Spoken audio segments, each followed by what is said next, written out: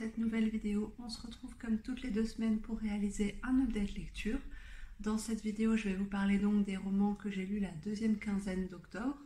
Le mois d'octobre dans son ensemble, ça a été un très bon mois. J'ai eu énormément de bonnes lectures, voire très bonnes lectures. Et donc c'est le cas pour les 4 romans que je vais vous présenter aujourd'hui. Sur ces 4 romans, il y en a 2 dont j'ai déjà énormément parlé dans mon vlog lecture. C'est la dernière vidéo que j'ai postée, donc si vous ne l'avez pas vue, je vous invite à aller la visionner. J'étais revenue énormément en détail sur ces 2 romans. Donc là, je vais éviter d'être trop longue pour éviter de faire trop de redites. Donc si ça vous intéresse, si ce sont des romans qui vous tentent, je vous invite à aller voir ce vlog. Et je vais par contre passer un peu plus de temps sur les 2 romans d'après. On y va. Alors, on commence avec un roman que j'ai adoré et que je n'aurais jamais lu s'il n'y avait pas eu le book club organisé par une des librairies luxembourgeoises qui existe ici. Donc il y a plusieurs branches et qui a décidé de créer un book club. Il s'agit de Carrie Soto is Back de Taylor Jenkins Reid. C'est l'autrice notamment de Daisy Jones and the Six, d'Evelyn Hugo, des Sirènes de Malibu. Et celui-ci, c'est son dernier roman qui vient de sortir il y a à peu près 3 mois, donc il n'est pas encore traduit en France. Mais maintenant qu'elle est en train de monter de plus en plus, j'imagine qu'il sera bientôt traduit. Pour refaire un rapide résumé, on va suivre Carrie Soto, qui est une ancienne joueuse de tennis professionnelle, la personne qui a le plus de grands chelems au monde, la meilleure joueuse de tennis qui existe en fait, tout simplement. Elle a pris sa retraite suite à une blessure et 5 ans plus tard, lorsqu'elle voit qu'une nouvelle joueuse a égalisé son record, elle décide de revenir dans le jeu pour essayer de gagner au moins un grand chelem de plus. Donc dans ce roman, on va suivre cette héroïne qui est au départ franchement pas sympathique du tout. C'est une femme qui est très arrogante, très ambitieuse et on a du mal à s'attacher parce qu'elle a un côté très agressif dans sa façon de s'exprimer. Mais ça va être un roman absolument passionnant. Moi je l'ai adoré et d'ailleurs des 3 romans que j'ai lus de l'autrice, c'est celui que j'ai de loin préféré. Alors pour en parler un peu plus, déjà j'aime beaucoup le tennis. Je ne suis pas une professionnelle, je ne connais pas très bien les noms des joueurs, mais c'est un sport que j'aime regarder. Et du coup là ça m'a beaucoup plu d'assister à des matchs. Et je dis assister parce que c'est vraiment l'impression que ça m'a donné. L'autrice, c'est un de ses points positifs, c'est qu'elle est vraiment très forte pour nous immerger dans son univers. À chaque fois, elle choisit des univers un peu différents, mais toujours avec des célébrités au premier plan. Daisy Jones, c'était donc un groupe de rock. Evelyn Hugo, c'était une star hollywoodienne. Là, on a donc une sportive de haut niveau dans le milieu du tennis. Et ça est hyper réaliste, que ce soit les matchs, la tension, l'entraînement. C'est vraiment très bien retranscrit et moi j'avais vraiment l'impression d'être dans les gradins, d'assister au match, de stresser sur l'issue du résultat. Donc c'était un côté que j'ai vraiment beaucoup aimé. Il n'y a pas besoin d'être fan de tennis, je pense, pour apprécier ce roman. Néanmoins, si vous l'êtes, ce sera sans doute un plus. Ce que j'ai aussi beaucoup aimé, c'est la diversité des thèmes abordés. Donc on va avoir beaucoup de réflexion, je trouve, sans que ce soit très poussé, mais à travers les pensées du personnage principal, donc Carrie, sur la relation père-fille par exemple, puisque ici elle est orpheline, c'est son père surtout qui l'a élevée, qui a été son coach pendant très longtemps, qui est son coach également pour son comeback. Et donc on peut, je trouve, se poser un peu la question à quel point le père a été un bon père, est-ce qu'il ne l'a pas trop poussé dans le tennis au détriment d'une vie normale, puisque finalement Carrie, elle n'a pas d'amis, elle n'a pas vraiment de vie sentimentale, elle n'a rien construit à côté de ça. Après on est d'accord, c'est déjà incroyable, mais voilà, on peut se poser cette question, surtout que son père a été aussi joueur de tennis avant, il s'est reconverti en coach et c'est un excellent stratégiste, mais il était beaucoup moins bon lorsqu'il s'agissait de jouer lui-même au tennis. Donc on peut se demander aussi à quel point le père a poussé sa fille pour réaliser par procuration un de ses rêves. Est-ce que c'est ok ou pas? Je trouve que c'est une piste de débat qui est aussi intéressante, en tout cas lors de la discussion du book club. C'est quelque chose dont on avait beaucoup parlé. L'autre chose que je trouve très intéressante dans ce roman, c'est le personnage de Carrie, qui, comme je le disais, est très antipathique de prime abord. Et je trouve que c'est souvent le cas dans les romans de cette autrice. J'en avais d'abord parlé dans ma vidéo, justement vlog lecture. Je le mettais dans les points négatifs parce que là, j'ai besoin d'avoir un minimum d'attachement au personnage principal. J'ai pas besoin de l'adorer, mais il faut pas que la personne me rebute complètement aussi. Et par exemple, Daisy Jones, je l'avais pas du tout aimée. Evelyn Hugo, au fur et à mesure qu'on la connaît, je l'avais appréciée, mais c'était pas le cas spécialement au début. Et là, Carrie, c'était pareil. Je l'ai pas du tout aimée au début. J'avais vraiment beaucoup de mal avec son agressivité, son arrogance, son ambition. Mais en fait, si on y réfléchit bien, tous ces traits de caractère sont des traits de caractère qu'on tolère tout à fait chez un homme et qu'on a beaucoup plus de mal à accepter chez une femme. Et finalement, Carrie, c'est juste une personne qui est honnête. Elle est très brute de décoffrage, elle ne va pas faire des détours, elle connaît sa valeur, elle l'assume et elle ose la dire haut et fort. Et finalement, c'est ça qui dérange, le fait de savoir qu'on vaut quelque chose et et de s'accepter, de ne pas jouer les fausses modestes. C'est ce qui va être un peu critiqué chez elle et qui va faire qu'elle ne va jamais être adorée du grand public et notamment elle ne sera pas adorée des médias. Donc ça, j'ai trouvé ça très intéressant puisque voilà, moi au début je l'ai critiqué pour cette ambition, cette arrogance, et après je me suis posé la question, est-ce que j'aurais critiqué autant le personnage si ça avait été un homme? Et je pense pas. Donc c'est vraiment un roman qui m'a aussi fait réfléchir. Donc voilà, je ne vais pas développer plus puisque j'en ai déjà énormément parlé dans ma vidéo, mais en tout cas je vous le recommande, il est excellent. Il se lit super facilement, c'est vraiment un anglais très facile. Ça aussi parce que c'est ce que je disais dans ma vidéo, c'est le deuxième point que je trouve un peu négatif chez cette autrice, c'est qu'elle n'a pas un style incroyable honnêtement. Elle va pas faire des métaphores, des envolées lyriques, des belles phrases.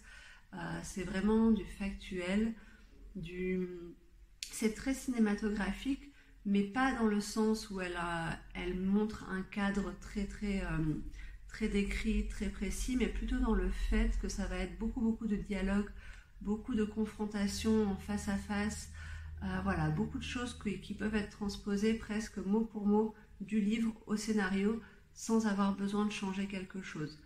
En tout cas, ça marche très bien puisque tous ces romans sont très haletants, mais c'est vrai que c'est un petit défaut pour moi parce que des fois, j'aimerais qu'il y ait un peu plus de poésie, on va dire, dans sa plume.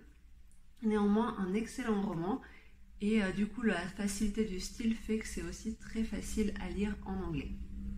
Le deuxième roman que je vais vous présenter, c'est Dracula de Bram Stoker, aux éditions Thibert et illustré par Livia Caruso. C'est donc une édition un peu collector puisqu'elle est reliée avec un dos toilé, elle est numérotée et il y a énormément d'illustrations dedans. Là encore, c'est un classique sur lequel je ne vais pas trop revenir puisque j'en avais parlé de long en large et en travers pendant ma vidéo. Je l'ai adoré avec un petit bémol sur la fin. En fait, dans ce roman, c'est un classique que je voulais lire depuis très longtemps et le mois d'octobre est vraiment parfait pour s'y mettre. L'atmosphère est incroyable, j'ai vraiment beaucoup aimé, surtout au début. Les personnages sont vraiment très attachants. On va avoir au début plusieurs histoires séparées, on ne comprend pas trop le lien entre elles et puis finalement vers le tiers du roman, je dirais, tout se réunit et on a donc une petite bande qui va s'allier pour combattre Dracula. Et ils sont tous vraiment sympathiques, assez différents, mais ils se complètent bien. Et j'ai vraiment beaucoup aimé ce roman. J'ai aimé l'écriture, qui n'est pas très difficile, mais bien sûr c'est quand même un langage soutenu qui va avec l'époque. J'ai aimé tout le folklore autour du vampire, la légende. C'était, voilà, ça se lit vraiment très bien et je me demande pourquoi je ne l'ai pas découvert avant. Le seul regret que j'ai par rapport à ce livre, et c'est quand même un petit point négatif qui fait que ça n'a pas été un coup de cœur, c'est le manque, enfin pas le manque de rythme, mais le changement de rythme, je dirais.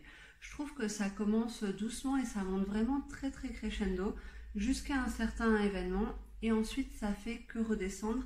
Et c'est un peu dommage puisque forcément on a envie soit que ça aille toujours crescendo jusqu'à la fin, soit si ça redescend, que ça remonte un peu justement à la fin et qu'on ait un peu de tension. Or, c'est pas le cas, au contraire, les 100 dernières pages sont vraiment très très longues, très très étirées en longueur, avec énormément de passages qui, à mon sens, n'étaient pas complètement utiles, ou en tout cas auraient pu être raccourcis, puisque quand on est à 100 pages de la fin, on n'a qu'une envie, c'est d'être à l'affrontement final. On a envie de voir Dracula combattre contre les autres. On attend ça pendant tout le roman. On sait que Dracula, c'est un personnage très fort qui existe depuis des centaines d'années, qui a un grand avantage justement sur cette bande. Et on a ce groupe qui va essayer de trouver toutes les combines qu'ils peuvent pour l'affaiblir et pour pouvoir le combattre et le tuer définitivement. Et donc on attend ce moment. On a vraiment envie de voir la bataille, qui va survivre, qui ne va pas survivre, comment ça va se passer. Et on attend, puisque ça ne vient pas. On a leurs préparatifs, comment ils s'organisent pour pouvoir arriver à cette bataille et arriver à combattre Dracula. Ok, on attend en se disant qu'au moins la fin va rattraper ça. Mais en fait, pas du tout. L'affrontement final, c'est un demi-paragraphe peut-être. Il n'y a aucune tension, aucun challenge.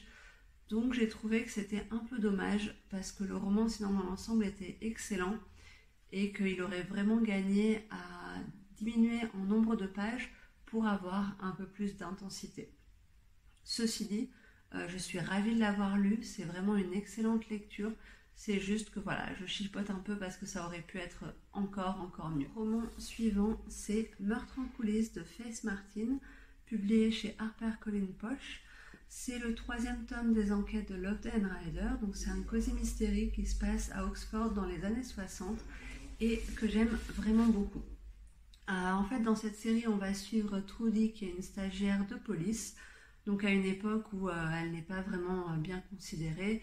Une femme n'a rien à faire dans les rangs de la police, son chef se demande un peu à chaque fois qu'est-ce qu'il peut bien faire d'elle. Donc il la laisse toujours s'occuper de missions pas très intéressantes et pas très stimulantes intellectuellement. Et elle a vraiment envie de montrer qu'elle vaut quelque chose et qu'elle peut faire plus que recueillir des témoignages de victimes ou fouiller les femmes qui sont arrêtées. Elle a vraiment envie d'en découdre. Et à côté de ça, on a le personnage du coroner, donc c'est Clément Ryder. C'est un ancien chirurgien atteint de la maladie de Parkinson et qui le cache à absolument tout le monde. Il s'est donc reconverti en coroner et par quelques ficelles de la littérature, il se retrouve à chaque fois à devoir enquêter tous les deux. Dans ce tome-ci, on va se plonger dans l'univers des concours de Miss, puisque une Miss est retrouvée empoisonnée. Et la question se pose, est-ce que c'était un suicide? Est-ce que c'était un accident? Est-ce que c'était un crime? Et donc Trudy va infiltrer ce milieu pour enquêter sur les autres participantes et le jury, enfin toutes les personnes qui font partie de cette aventure. C'est un roman que j'ai bien aimé, mais je dois dire j'ai quand même préféré le deuxième. Je ne m'attendais pas exactement à ça, je pensais que ce serait un peu plus piquant. Peut-être avec un peu plus de verve, un peu plus de coups bas entre les participantes par exemple, mais ça reste quand même une très bonne lecture. C'est le genre de lecture que j'aime bien quand je veux me détendre, que je veux quelque chose de pas prise de tête. Je le commence et en moins de 24 heures ou 48 heures maximum, il est fini. Ça se lit vite, ça se lit bien et c'est vraiment une série que je vais continuer. Et enfin, je vais finir avec un roman que j'ai reçu de la part de Babelio et la marque Les Escales, dans le cadre de la masse critique littérature. Donc je l'avais reçu pour le mois de septembre et j'avais un mois pour le chroniquer. Il s'agit des affinités sélectives de J. Courtney Sullivan. C'est une autrice qui a déjà écrit pas mal de romans qui sont sortis tous en poche. Celui-ci c'est son dernier. Moi j'en avais déjà lu 2, c'était Les débutantes qui se passent dans une université pour filles et Les liens du mariage, qui était vraiment très intéressant. C'était une intrication de plusieurs histoires dans différentes temporalités autour du mariage, des fiançailles, de la bague de diamants notamment. Et c'était un roman que j'avais beaucoup aimé. Les débutantes aussi d'ailleurs. C'est vraiment une autrice. J'avais oublié un peu son existence, on va dire, et je me suis dit, c'est dommage, il faudrait vraiment que je la lise de nouveau. Donc j'étais ravie d'avoir reçu ce livre à lire. Dans les affinités sélectives, on va suivre 2 femmes. On va avoir d'un côté Elisabeth, qui vient de Brooklyn, qui est une femme mariée avec un enfant, qui a écrit 2 romans qui ont eu beaucoup de succès. Et elle va déménager dans une petite ville du Connecticut avec son mari pour se rapprocher des parents de celui-ci. Elle doit absolument écrire son nouveau roman, mais elle a un peu de mal à trouver sa place dans cette nouvelle ville. Elle a ce côté un peu bourgeoise de New York, quoi, et du coup très citadine. Et du coup, elle a du mal à se faire à l'atmosphère de la ville, au côté peut-être un peu moins cultivé, un peu moins culturel de cette ville, bien qu'elle regorge de plusieurs universités. Et donc voilà, on va dire qu'elle déprime un peu, sans compter qu'elle cache pas mal de petits secrets, notamment à son mari, donc elle est aussi assez angoissée et assez rongée de l'intérieur. Et comme elle cherche à avoir une babysitter pour son fils, pour pouvoir de son côté écrire son 3e roman, elle va engager une étudiante de l'université du coin, donc c'est Sam, qui a 20 ans, et une amitié va se créer entre elles. En tout cas, elles vont avoir une certaine affinité, justement, comme le mentionne le titre. Il faut savoir que toutes les 2 viennent de backgrounds complètement différents. Elisabeth, elle vient d'une famille très très riche, mais complètement éclatée en fait. Les parents ont divorcé, mais c'est quand même un climat très sale. Elle s'entend pas si bien avec sa sœur. Finalement, elles sont presque des étrangères l'une pour l'autre.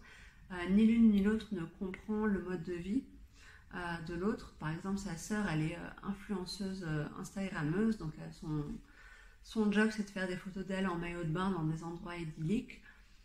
Et voilà, il y a quand même beaucoup de tensions. Et Elisabeth, elle est quand même très fière de montrer qu'elle essaye de s'en sortir sans recourir à l'argent de ses parents. C'est un grand motif de fierté et c'est un point d'honneur en fait qu'elle se met à se dire je veux plus dépendre de mes parents, je veux pouvoir faire mes propres choix sans être empoisonnée par cet argent qui est en quelque sorte toxique. Donc elle veut se débrouiller toute seule.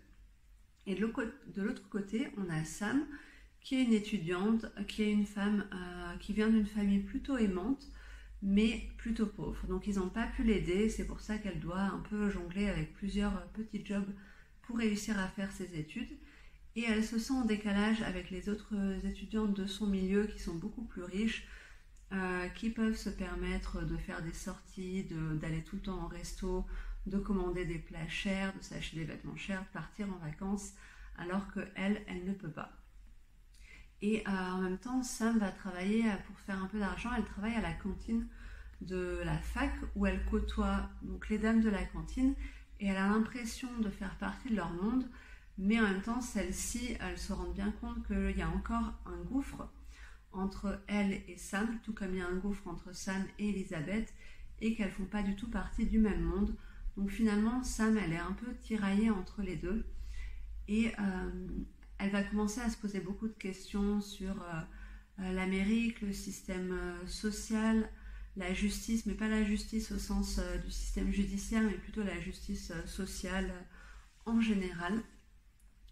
Et donc voilà, donc ça c'est un peu pour résumer de manière très très large le roman, puisque finalement c'est surtout des tranches de vie auxquelles on va assister.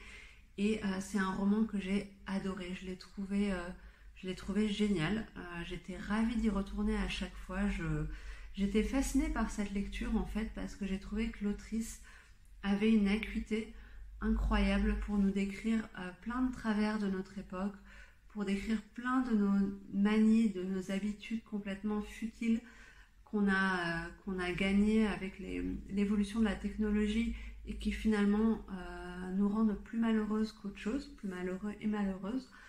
Notamment, je trouve quand elle parle par exemple de sa sœur qui poste des photos incroyables sur Instagram avec des messages un peu de développement personnel, voilà, vous savez, ce genre de messages qui sont toujours un peu très génériques, qui parlent à tout le monde parce qu'on se dit ah oui c'est vrai, mais si on regarde de plus près, c'est toujours un peu bateau et très très cliché. Et donc voilà, elle voit que sa sœur poste ça alors qu'elle est à côté d'elle, dans cette petite ville un peu miteuse où il se passe rien. Donc il y a vraiment ce côté où les réseaux sociaux nous montre qu'on peut changer d'apparence et en tout cas qu'on peut renvoyer une apparence et l'apparence d'une vie complètement différente aux autres. Il y a aussi le fait, par exemple, que certaines personnes, notamment, je vais prendre l'exemple de la présidente de l'université, elle est adorée par Sam, c'est une femme qui s'est battue pour les droits des femmes, notamment pour le fait que les étudiantes noires puissent travailler et puissent avoir accès à des études prestigieuses elles aussi. Et en même temps, elle n'en a rien à faire des conditions de travail des dames de la cuisine, du fait que ça devienne difficile pour elles de travailler tout en ayant des enfants, du fait qu'elles n'aient pas le droit d'avoir accès à la crèche, alors que les profs qui gagnent plus ont le droit d'avoir accès à la crèche de manière gratuite. Enfin voilà, plein d'incohérences, et je trouve que l'autrice arrive vraiment très bien à les dénoncer sans être moralisatrice, mais vraiment juste elle va nous ouvrir les yeux avec sa façon d'écrire, avec les dialogues des personnages, et c'est quelque chose que j'ai beaucoup aimé. Il y a énormément de thèmes qui sont abordés dans ce roman, notamment le thème de la maternité qui est aussi très très présent, mais je ne vais pas trop rentrer dans les détails. En tout cas, ce que je peux vous dire, c'est que voilà, la plume, elle est vraiment très bien, très belle, sobre, mais posée, mais très très juste. Voilà, c'est ce que je pourrais dire de plus frappant, c'est que c'est extrêmement juste dans le propos. Et moi, c'est un roman qui a beaucoup résonné en moi, certains thèmes plus que d'autres, et même si j'ai jamais été dans la situation de Sam, ni dans la situation d'Elisabeth, il y avait plusieurs aspects qui m'ont beaucoup parlé en tant que femme. Je pense qu'en tant que femme, ça nous parle beaucoup plus. Et j'ai vraiment apprécié de me sentir comprise à ce point-là. Donc c'est vraiment un roman que je vous recommande. De mon côté, c'est sûr, je vais me dépêcher d'aller lire les 2 romans de cette autrice que j'ai toujours pas lus et qui sont déjà sortis en poche. Et je remercie encore beaucoup Babelio et les Escales de m'avoir envoyé ce roman. Voilà, c'est fini du coup pour cette vidéo. Donc comme vous avez pu le voir, un très bon bilan lecture. Il n'y a aucune lecture que je ne recommanderais pas. C'était vraiment toutes des bonnes lectures. Et en même temps, elles étaient toutes différentes. C'est ça qui est bien. Donc en attendant la prochaine vidéo, vous pouvez aller visionner ou revisionner les anciennes. N'hésitez pas à commenter, à partager et merci beaucoup. À bientôt.